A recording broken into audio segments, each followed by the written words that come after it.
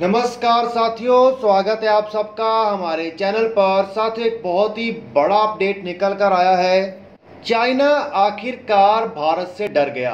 जिस प्रकार भारत ने बहुत ही ताकतवर और मजबूत रुख दिखाया है चाइना की जो एलओसी के इलाकों में गतिविधियों को, उससे चाइना डर गया।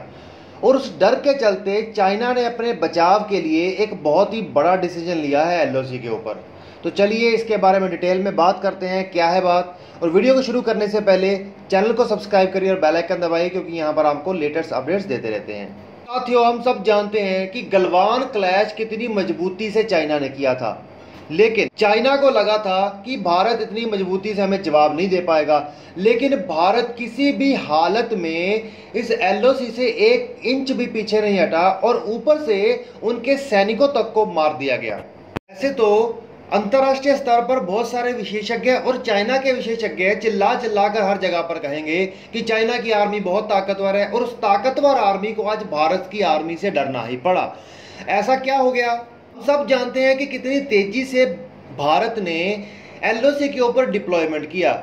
चाहे फ्रांस से आने वाले लेटेस्ट रफाल विमान का उस इलाके में डिप्लॉयमेंट करना हो, या फिर उसके अलावा भारत का उस इलाके में air defence system, radar system को डिप्लॉयमेंट करना हो, और अपाचे जैसे, चिनूक जैसे हेलीकॉप्टर का डिप्लॉयमेंट करना हो। और इसके अलावा भारत हर प्रकार की ऐसी गतिविधि कर रहा था उस इलाके में, जिससे कि भारत का जो उस इलाके में कंट्रोल है वो बढ़े और चाइना डर के रहे। और ऐसा हुआ भी।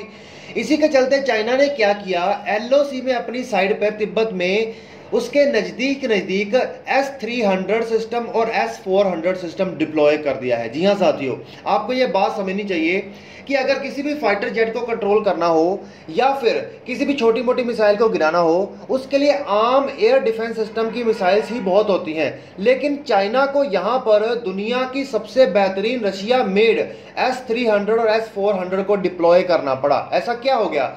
मतलब चाइना ऐसा सोच रहा है कि वो अपने आसपास बहुत बड़ा रक्षा कवच तैयार कर पा रहा है, क्योंकि ज्यादातर पर S-400 जैसी मिसाइल्स का इस्तेमाल न्यूक्लियर मिसाइलों को रोकने के लिए ही किया जाता है। लेकिन ये भारत की न्यूक्लियर मिसाइल के डरते हुए चलते नहीं किया, क्योंकि उसको पता है कि भारत की तो नो फर्स्ट यूज पॉलिसी है। भारत के राफेल से डरते या सू और जिस प्रकार से एयर फोर्स का प्रोग्राम यहां पर फिक्स किया गया है, उससे डरते हुए किया गया है उसका डिप्लॉयमेंट। चाइना को लगता है कि ये डिप्लॉयमेंट की वजह से हम अपना रक्षा कवच तैयार कर लेंगे और भारत हमारा कुछ नहीं बिगाड़ पाएगा। लेकिन उनको ये बिल्कुल भी नहीं पता कि भारत के पास दुनिया की सबसे घातक ब्रह्मोस मिसाइल है। साथियों, आमतौर पर जो S-400 या S-300 सिस्टम है, उसकी एक यूनिट में सिर्फ 4 मिसाइल्स ही होती हैं। अगर हम अमूमन ये भी मान ले कि उसने अपनी 5 या 10 यूनिट्स को डिप्लॉय किया होगा, तो अगर 10 यूनिट्स भी डिप्लॉय किया है तो सिर्फ 40 मिसाइल ही हैं, और उसे दोबारा अपग्रेड करने में भी दिक्कत होती है।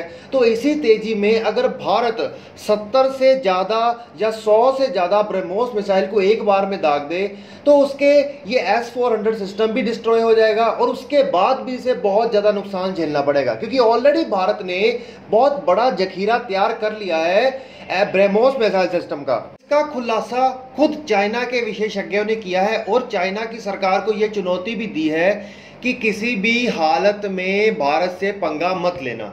तो ये एक बहुत ही बड़ी खबर है साथियों। तो अब इससे ये तो क्लियर होता है कि सिर्फ भारत के ये राफेल जेट से या एयरफोर्स से डरते हुए ही इनको S-400 जैसे सिस्टम को डिप्लॉय करना पड़ा। अगर भारत अपनी नो फर्स्ट यूज पॉलिसी को, न्यूक्लियर प्रोग्राम को बदल देगा, तब चाइना की क्या हालत होगी। और इसकी वजह से अंतर्राष्ट्रीय मंच पर भी इनकी बहुत किरकिरी हो रही है कि वैसे तो तुम बहुत ताकतवर देश हो, और भारत के जेट्स के मुकाबले जो कि 5वीं पीढ़ी के भी नहीं है, और वो भी दूसरे देशों से खरीदे हुए, इनसे डर गए। तो ये है युद्ध नीति का नतीजा।